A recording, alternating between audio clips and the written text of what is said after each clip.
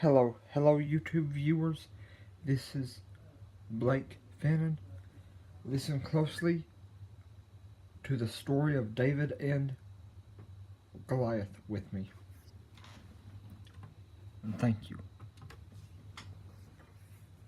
The shaft of his spear was as heavy and thick as a weaver's beam, tipped with an iron spearhead that weighed. Chapter 17. The Philistines now mustered their army for battle and camped between Socoh in Judah and Azekah at Ephes-Dammim. Saul countered by gathering his troops near the valley of Elah. So the Philistines and Israelites faced each other on opposite hills with a valley between them.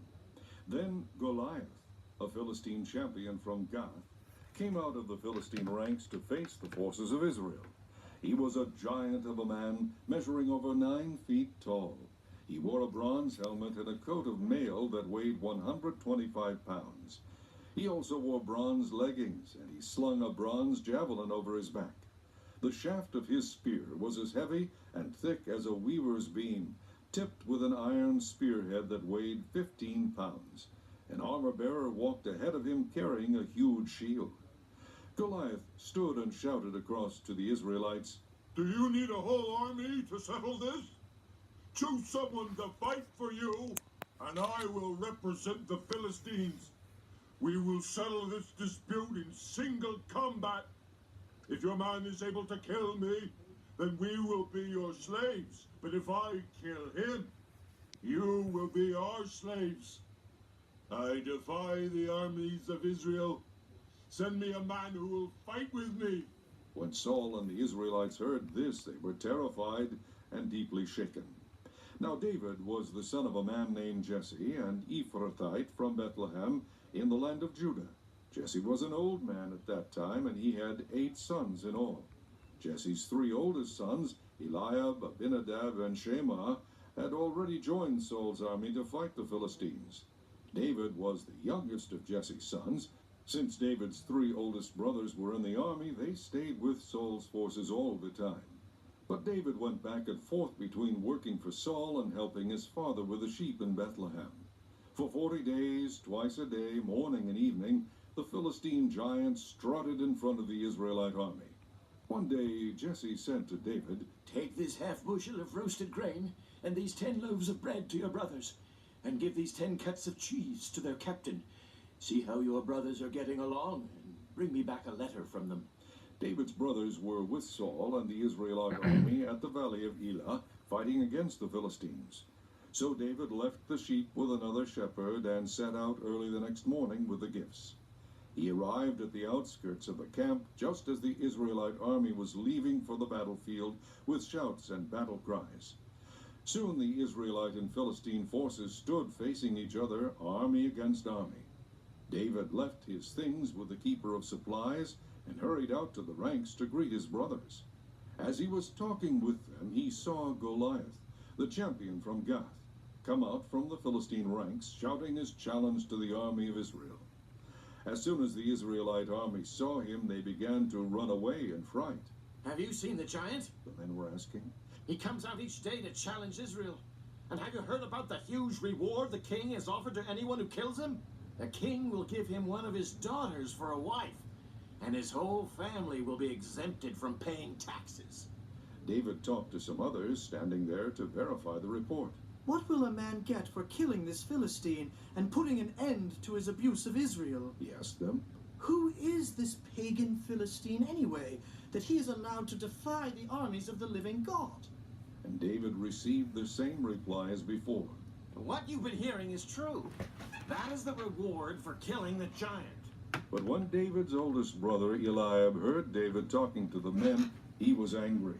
"What are you doing around here anyway?" He demanded.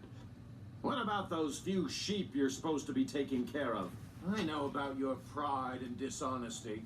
You just want to see the battle." "What have I done now?" David replied. "I was only asking a question." He walked over to some others and asked them the same thing and received the same answer. Then David's question was reported to King Saul, and the king sent for him. "Don't worry about a thing. David told Saul. I'll go fight this Philistine." "Don't be ridiculous." Saul replied. There is no way you can go against this Philistine.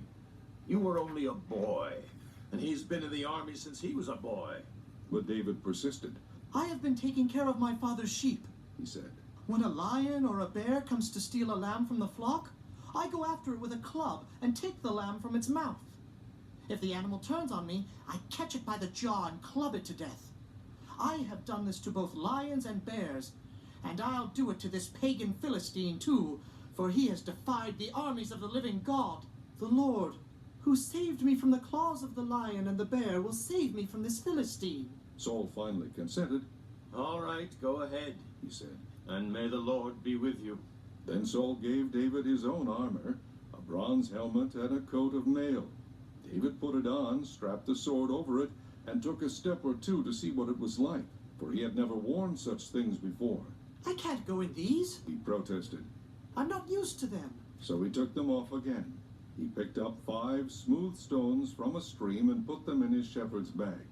Then, armed only with his shepherd's staff and sling, he started across to fight Goliath. Goliath walked out toward David with his shield bearer ahead of him, sneering in contempt at this ruddy-faced boy. Am I a dog He roared at David, that you come at me with a stick? and he cursed David by the names of his gods. Come over here and I'll give your flesh to the birds and wild animals. Goliath yelled. David shouted in reply, You come to me with sword, spear, and javelin. But I come to you in the name of the Lord Almighty, the God of the armies of Israel, whom you have defied. Today the Lord will conquer you, and I will kill you and cut off your head. And then I will give the dead bodies of your men to the birds and wild animals, and the whole world will know that there is a God in Israel. And everyone will know that the Lord does not need weapons to rescue his people. It is his battle, not ours.